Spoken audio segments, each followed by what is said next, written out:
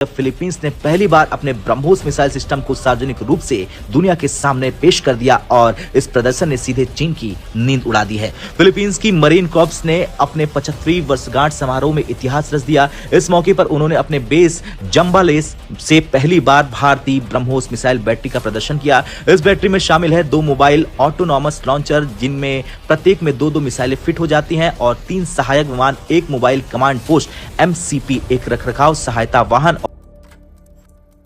अच्छा, पहले तो अमेरिकन ने क्या किया था, अमेरिका का एक होता है कार्टसा एक्ट, ठीक है। कार्टसा एक्ट में ये होता है कि मतलब आप जो है हर कीमत के ऊपर यू मेक इट इन अ वे कि जो भी अमेरिका के दोस्त होते हैं, अमेरिका के जो दोस्त हैं, उनके ऊपर सैंक्शंस लग जाएंगी if they buy anything from an adversary. और एक ट्रांसपोर्ट लोडर, यानी कि अब फिलीपींस के पास समुद्र के तट से लेकर विवादित द्वीपों तक चीन को चुनौती देने की पूरी क्षमता है। अब वो कह रही थी कि इंडिया जो है वो प्लानिंग कर रहा है पाकिस्तान पर नेवल अटैक करने की, नेवी की तरफ से यानी जो है वो हमला करने की। अब ये इसलिए कहा जा रहा है कि ये जो है DGISPR की जो प्रेस ब्रीफिंग थी या जो भी था प्रेस कॉन्फ्रेंस या जो भी उन्होंने बातचीत की थी, उसके दौरान जी जो त्रिशूल ऑपरेशन त्रिशूल या एक्सरसाइज त्रिशूल इंडिया ने स्टार्ट कर रखा है, जो कि आई थिंक 15 नवंबर तक रहेगा, शायद अभी कुछ और दिन है, 10 या 15 नवंबर तक वो जारी रहेगा। उसके अंदर क्योंकि वो एक बड़ी एक्सरसाइज है, तो खतरा है पाकिस्तान को कि इस दौरान इस एक्सरसाइज के वक्त ऐसा ना हो कि पाकिस्तान के ऊपर हमला कर दिया जाए। समझ रहे हैं बात? अगर आप किसी अमेरिका के एडवर्सरी से कुछ खरीदेंगे तो सीधी आपके ऊपर सैंक्शंस लग जाएंगे। दोस्तों, आज एक बहुत ही ज़बरदस्त अपडेट है। भारत के डिफेंस मैकेनिज्म के लिए और डिफेंस एक्सपोर्ट के लिए फिलीपींस ने रिसेंट दिनों में भारत के ब्रह्मोस मिसाइल का ज़बरदस्त प्रदर्शन किया है। उन्होंने एक आधिकारिक पत्र भी जारी किया है जिसमें बताया गया है कि जितने भी विवादित द्वीप हैं वो सब फिलीपींस की नेवी के निशाने पर हैं और उसकी रक्षा करने में सक्षम हैं, क्योंकि उनके पास ब्रह्मोस है। फिलीपींस ने अपने मीडिया के लिए ब्रह्मोस का एक टेस्ट फायर भी किया जो उसकी तेज और शक्ति दिखाता है। इसी के साथ फिलीपींस ने चाइना को एक सख्त चेतावनी दी है कि अगर चाइना उनके द्वीपों पर आने की कोशिश करेगा तो वो ब्रह्मोस के साथ इंतजार कर रहे हैं। ब्रह्मोस की रेंज बहुत दूर नहीं है, लेकिन जितनी भी दूर है उसे रोक पाना मुश्किल है। ये एक मध्यम दूरी मिसाइल है जो अपनी रेंज में किसी भी दुश्मन को रोक सकती है। इसी वजह से चाइना के दुश्मन जैसे वियतनाम और मलेशिया ने लाइन में लगकर ब्रह्मोस खरीदा है ताकि वो अपने दुश्मनों के वॉरशिप से सुरक्षा कर सकें। जो भी कंट्रीज कॉन्फ्लिक्ट जोन में हैं उनके लिए ब्रह्मोस पहली पसंद है। हालांकि ब्रह्मोस सबको मिलना आसान नहीं है, क्योंकि ये भारत और रशिया का जॉइंट प्रोडक्शन है। इस टेक्नोलॉजी को देने के लिए दोनों देशों की इजाज़त ज़रूरी है। इसी वजह से कई देशों को जैसे UAE अभी भी ब्रह्मोस प्राप्त नहीं हुए हैं। पाकिस्तान इस बात को देखकर जलन महसूस करता है। ये मैसेज भारत के डिफेंस की ताकत और उनके स्ट्रेटेजिक पार्टनर्स की तैयारियों को दिखाता है और साथ ही चाइना को भी एक साफ सिग्नल देता है। इस प्रकार फिलीपींस ने अपने रक्षा के लिए भारत के ब्रह्मोस मिसाइल का इस्तेमाल करते हुए एक मजबूत स्टैंस दिखाया है जो पूरे रीजन के लिए महत्वपूर्ण है। अच्छा, पहले तो अमेरिकन ने क्या किया था, अमेरिका का एक होता है कार्टसा एक्ट, ठीक है। कार्टसा एक्ट में ये होता है कि मतलब आप जो है हर कीमत के ऊपर यू मेक इट इन अ वे कि जो भी अमेरिका के दोस्त होते हैं, अमेरिका के जो दोस्त हैं, उनके ऊपर सैंक्शंस लग जाएंगी if they buy anything from an adversary. समझ रहे हैं बात? अगर आप किसी अमेरिका के एडवर्सरी से कुछ खरीदेंगे तो सीधी आपके ऊपर सैंक्शंस लग जाएंगे। सिंपल सी बात है।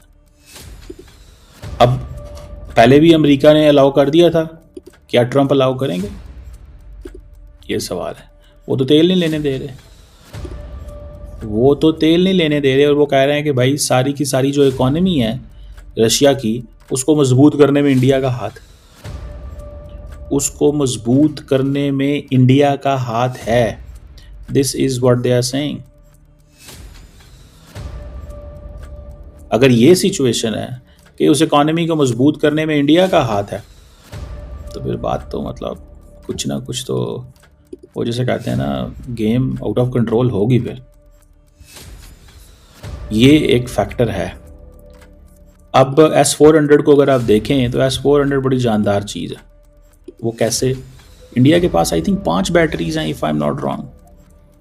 कोई $5.4 बिलियन की इन्होंने खरीदी थी S-400। 2024 में आई, 25 पे हमला कर दिया पाकिस्तान पे। ठीक है जी।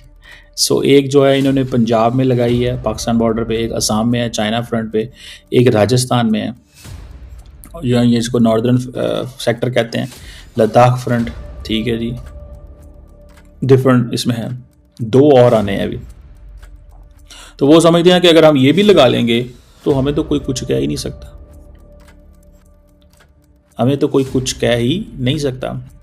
अब यहाँ पे सारी बात है, पाकिस्तान इज लुकिंग कि हमने कैसे चीज़ों को मेंटेन करना है या मैनेज करना है। सो पाकिस्तान के पास सीधी सीधी चॉइस है कि पाकिस्तान क्या समंदर से उसको वो तो आपको पता है 400 किलोमीटर दूर, आई थिंक 300 किलोमीटर या 400 किलोमीटर ज़रूर दूर से वो कर सकता है। सो ये जो S-400 है, ठीक है जी, जो कि ये एक आप समझ लें जो एक long range surface to air missile system है, ये डिफेंस मजबूत है, ये डिटेक्ट करता है, ट्रैक करता है और डिस्ट्रॉय करता है। ठीक है जी। और रशिया के पास ये 2007 से है। और असल फैक्टर तो प्ले करना है अमेरिका ने। अमेरिका ने तुर्की को मना कर दिया था कि आप ये S-400 नहीं खरीद सकते। क्यों नहीं खरीद सकते? क्योंकि आप हमारे पार्टनर हैं, आप हमारे पार्टनर हैं, आपने ये सारे फैसले करने हैं।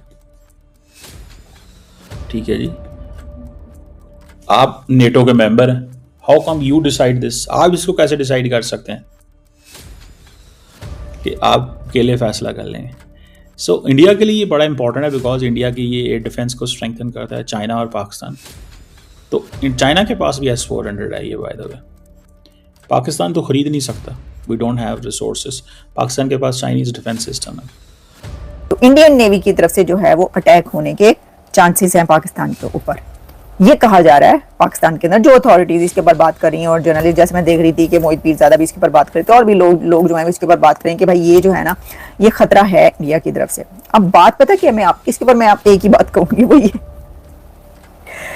कि भारत ने तो ये कह चुका है कि जो ऑपरेशन सिंदूर है वही अभी चल रहा है, तो उसको त्रिशूल की क्या जरूरत है? उससे हमला करना होगा तो वो तो पहले कह चुका है कि हमारा तो सिंदूर ही अभी खत्म नहीं हुआ, तो वो ऑपरेशन सिंदूर क्या कहीं उसी के उसमें एक्सटेंशन के तौर पे हमला कर सकता है। अगर उसने करना होगा, उसको ये त्रिशूल की क्या जरूरत पड़ेगी? पहले तो मुझे ये बताएं। दूसरा ये कि अगर कोई एक्सरसाइज कर रहा होता तो मेरा ख्याल है उस दौरान हमला जो है वो नहीं किया जाता। कुछ इस तरह की सिचुएशन है, शायद है या नहीं है, देख लें आप। तो उस पे ये जो है ना, ये उस तरफ से हो सकता है हमला, इस तरफ से हमला हो सकता है, ये धड़ाधड़ चली जा रहा है। नॉट एक पाकिस्तान की तरफ से भी जारी किया गया और फिर इंडिया की तरफ से भी। और जब ये एक्सरसाइज स्टार्ट हुई थी उस वक्त हमने एक प्रोग्राम किया था, आपने देखा होगा, इंडिया के कर्नल शैलेंद्र सिंह के साथ, और उसमें हमने बड़ी डिटेल में जो है इसके ऊपर बात की थी। तो ये एक सिचुएशन चल रही है। तीसरी खबर की तरफ आते हैं, वो भी बड़ी अजीबोगरीब। मैंने आपको कहा ना कि मेरे पास 3 की 3 जो खबरें हैं ना वो बड़ी अजीब है। तीसरी खबर ये है कि जी जो आज़ाद कश्मीर है उसको सूबा बनाने की तैयारी की जा रही है। वो जो है प्रोविंस उसको बनाया जाएगा और प्रोविंस बना दिया जाएगा। अच्छा, इसके ऊपर ये खबर कहाँ से आई? एक तो जैसे मैंने आपको कहा शहबाज गिल ने इसके ऊपर बात की, तो उनका ये तो अगर आप ऐसा करते हैं तो ये तो वही कह रहे हैं कि जो इंडिया ने किया, तो उसके ऊपर तो आपको एतराज है कि भाई भारत ने ये क्या कर दिया, ओहो 370 वाला मामला, ओहो ये क्या कर दिया, ये तो इख्तियार छीन लिया, ये तो इख्तियार दे दिया, ये तो इख्तियार ले लिया। तो अगर आप कोई ऐसा कदम उठाएंगे तो आपके ऊपर भी तो कहा ही जाएगा आप तो इससे इनकार, आप तो इसके खिलाफ थे, फिर आपने खुद से क्यों ये वाला कर लिया। तो मुझे लग रहा है कॉपी कैट वाला जो मामला है ना, ये होने जा रहा है। लगता है एक और काम कॉपी कैट करके ना आपने कॉपी कर लिया, वो भी करने जा रहे हैं। लेकिन इसके ऊपर जो राजा फारूक हैदर, कश्मीर के जो लीडर या जो भी हमें, उन्होंने ना इसके ऊपर बात की। अच्छा, इसके ऊपर उन्होंने क्या बात की, तो मैं तो हैरान ही रह गई। मैंने कहा ये हो नहीं सकता। उन्होंने कहा जी मुझे जो है ना federal minister of Kashmir affairs ने अप्रोच किया और उन्होंने कहा कि ये काम करने के, उसके ऊपर चुप रहने के 5 बिलियन तुम ले लो फॉर एजे के, और उन्होंने इनकार कर दिया कि नहीं 5 बिलियन नहीं लेने।